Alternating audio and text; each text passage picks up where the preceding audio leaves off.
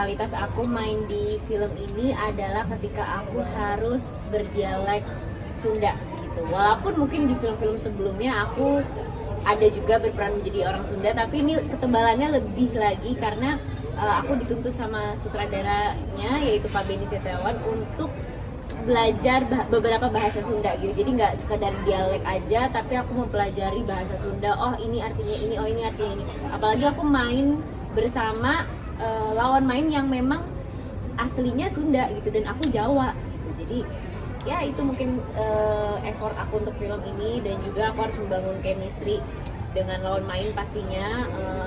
Aku harus membangun chemistry layaknya seperti bapak dan anak dengan Bang Boris dan juga Om Rego gitu sih.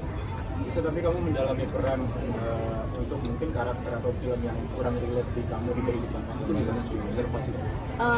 Kalau kurang relate ya pastinya kita sebagai seorang aktor harus selalu siap menerima resiko ataupun tantangan yang diberikan kepada kita gitu dari produser, dari PH itu sendiri gitu. Jadi kalaupun emang kurang relate ya aku sebagai pekerja seni harus siap aja menerima tantangan itu. Bahkan justru lebih seru gitu ketika kita memerankan karakter yang jauh dari kita aslinya gitu. Selama itu pernah sampai mengubah fisik nggak sih? Dan kabarnya juga kan kamu katanya lagi diet juga ya? Iya. Itu dari tuntutan kerjaan atau gimana? Kalau dipanggil aku ayah, aku justru sengaja menggemukkan badanku.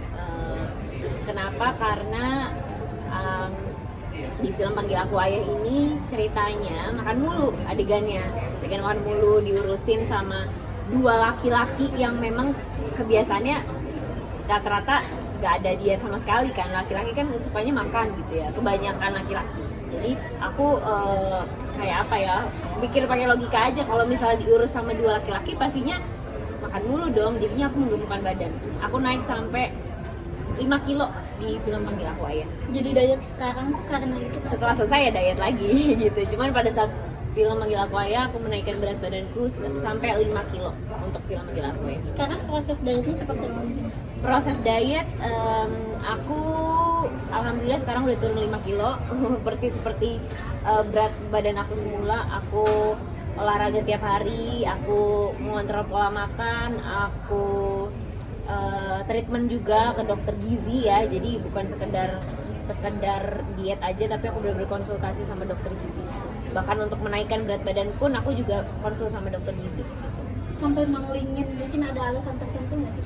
Kalau kurus badan enggak sih sebenarnya, karena aku udah ngeliat di film, di layar kok kayaknya udah overweight ya gitu. Karena kan aku juga badannya nggak terlalu tinggi, jadi pasti kalau gendut sedikit itu sangat-sangat terlihat sekali gitu. Jadi makanya aku sadar gitu bahwa aku sudah kelebihan berat badan di tinggi aku yang 195 cm ini, jadinya aku diet. Kalau boleh tahu berat badannya berapa?